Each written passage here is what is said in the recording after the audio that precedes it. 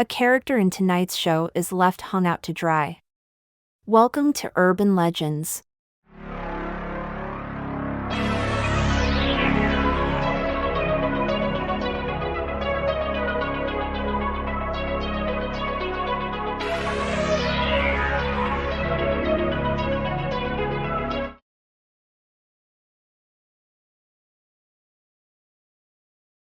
For a short period of time, fear gripped the town of Jackson Falls, Indiana, because just a few miles from there lay the Harbison Hills Hospital for the Criminally Insane. It seems that one or two of the staff had become complacent, and one or two of the inmates got free. People went about their ordinary lives as best as they could during the day, but nighttime was a different story.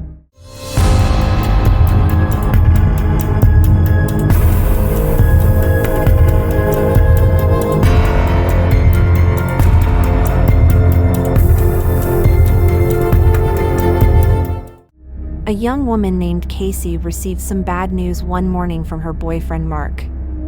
He'd taken a call and had to leave that afternoon. He was in the military, and that was just the way it was.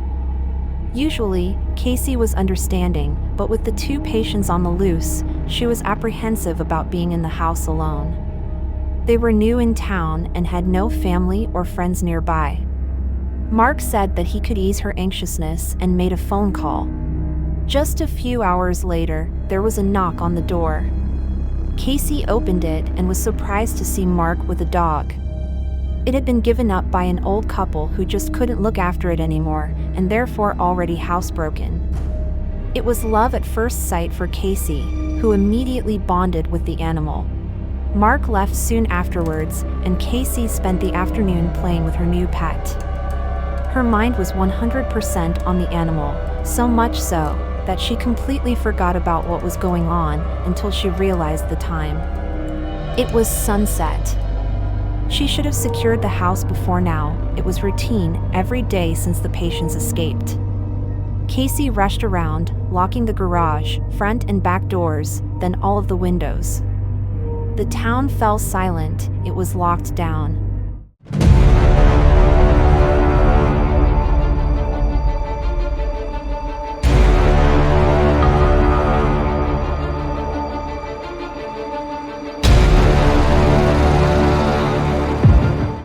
Casey sat down and turned on the TV while her dinner was cooking.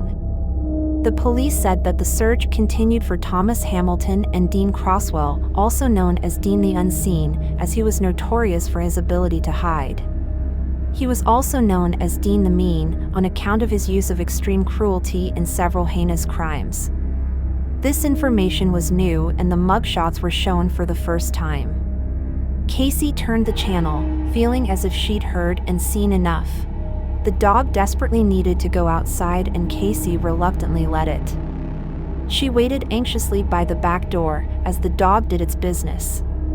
Once it had finished, Casey locked the door and checked the rest, then went upstairs for the night, her new pet right beside her.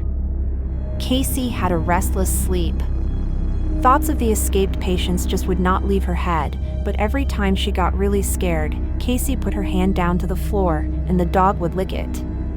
This reassured her, and she would drift off again. She woke in the early hours to the sound of dripping. It sounded like it was coming from the bathroom. At first, Casey tried to ignore it, but it just would not stop, and seemed to be getting louder. She got out of bed and walked down the hallway, where she saw that the bathroom light was on. Opening the door wider, Casey screamed as she saw her dog had been hung up over the bathtub, its throat sliced and blood poured. In a state of shock, she cut the string holding the animal up, and as it fell down, Casey saw that a message had been written on the wall, in the dog's blood. It read, "Humans can lick too."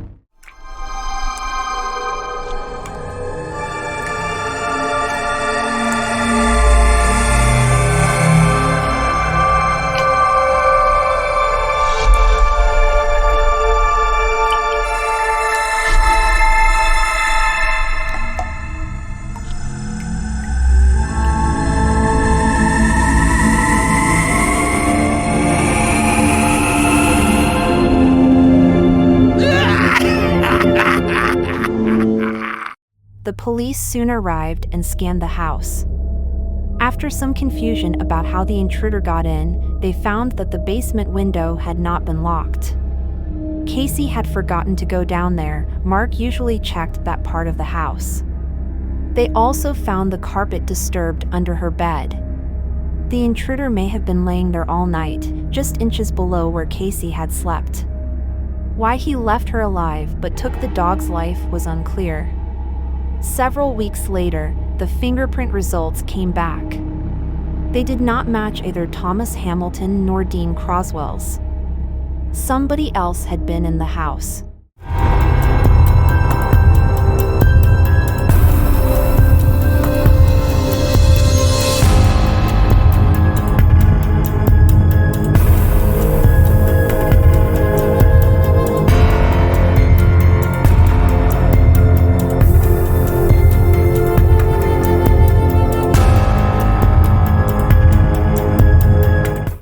The licked hand, sometimes known as humans can lick too or the doggy lick, is a classic and creepy urban legend. It can be dated back to an old diary entry from 1871 when a man recalled a variation of the story that he had heard at a party. Generally, the legend features a female home alone. Sometimes she survives, sometimes she doesn't. The intruder always gets in through the basement window, and his identity is never known. In some variations, the female is a teenager and her dog is not killed, but her parents inform her the next day that it had been locked in the shed all night. If you have a basement in your house, I'd make sure it's locked tonight, for you never know just who is in the neighborhood. That concludes tonight's story. I'll see you next time for more urban legends.